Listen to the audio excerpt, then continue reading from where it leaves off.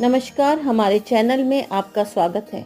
आइए आज हम आपको कार्तिक मास के शुक्ल पक्ष की एकादशी की कहानी सुनाते हैं।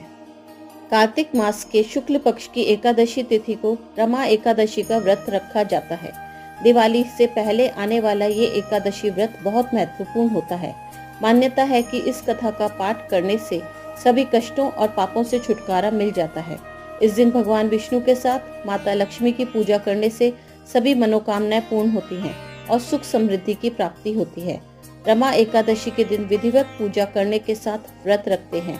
इस व्रत कथा को पढ़ना या फिर सुनना चाहिए। तो आइए सुनते हैं कार्तिक शुक्ल पक्ष में आने वाली रमा एकादशी की कथा।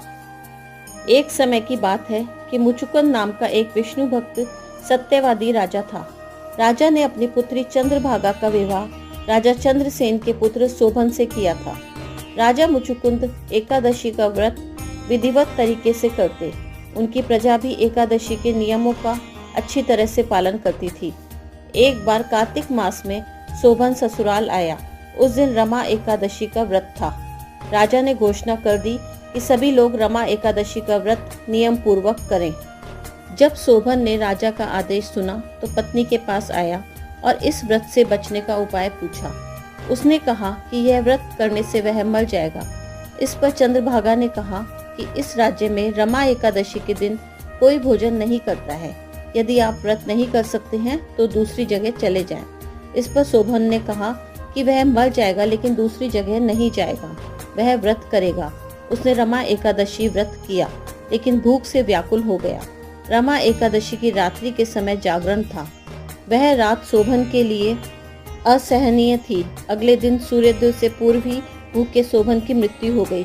ऐसे में राजा मुचुकुंद ने अपने दामाद शोभन का शव को जल प्रवाह करा दिया और अपनी बेटी को सती न होने का आदेश दिया। उसने बेटी से भगवान विष्णु पर आस्था रखने को कहा। पिता की आज्ञा मानकर बेटी ने व्रत को पूरा किया। उधर रमा एकादशी व्रत के प्रभाव के कारण शोभन जीवित हो गया और उसे विष्णु कृपा से मंदराचल पर्वत पर देवपुर नामक उत्तम नगर मिला।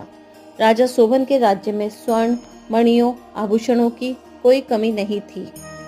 एक दिन राजा मुचुकुंद के नगर का एक ब्राह्मण तीर्थ यात्रा करते हुए शोभन के नगर में पहुंचा। ब्राह्मण राजा शोभन से मिला। राजा ने अपनी पत्नी चंद्रभागा तथा ससुर मुचुकुंद के बारे में पूछा। ब्राह्मण ने कहा कि वे सभी कुशल हैं। आप बताएं, रमा एकादशी का व्रत करने के कारण आपकी मृत्यु हो गई थी, फिर आपको इतना सुंदर नगर कैसे प्राप्त हुआ? तब शोभन ने कहा कि यह सब रमा एकादशी व्रत का फल है, लेकिन यह अस्थिर है क्योंकि यह व्रत विवशता में किया गया था, जिस कारण अस्थिर नगर मिला, लेकिन चंद्रभागा इसे स्थिर कर सकती है। उस ब्राह्मण ने सारी बातें चंद्रभागा से कही। तब चंद्रभागा ने कहा कि यह स्वप्न तो नहीं है। ब्राह्मण ने कहा कि नहीं, वह प्रत्यक्ष तौर पर देखकर आया है। उसने चंद्रभागा से कहा कि तुम कुछ ऐसा उपाय करो जिससे यह नगर स्थिर हो जाए। तब चंद्रभागा ने उसे देवनगर में जाने को कहा। उसने कहा कि वह अपने पति को देखेगी और अपने व्रत के प्रभाव से उस नगर को स्थिर कर देगी। तब ब्राह्मण उसे मंदराचल पर्वत पर वामदेव के पास ले गया। वामदेव ने उसकी कथा सुनकर उसे मंत्रों से अभिषेक किया। फिर चंद्रभागा ने व्रत के प्रभाव से दिव्य देह धारण किया और शोभन के पास गई। शोभन ने उसे सिंहासन पर अपने पास बिठाया।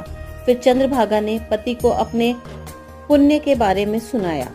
उसने कहा कि वह अपने मायके में 8 वर्ष की आयु से ही नियम से एकादशी का व्रत कर रही है। उस व्रत के प्रभाव से यह नगर स्थिर हो जाएगा तथा वह प्रलय के अंत तक स्थिर रहेगा। दिव्य देह धारण किए चंद्रभागा अपने पति शोभन के साथ उस नगर में सुखपूर्वक रहने लगी। उसने कहा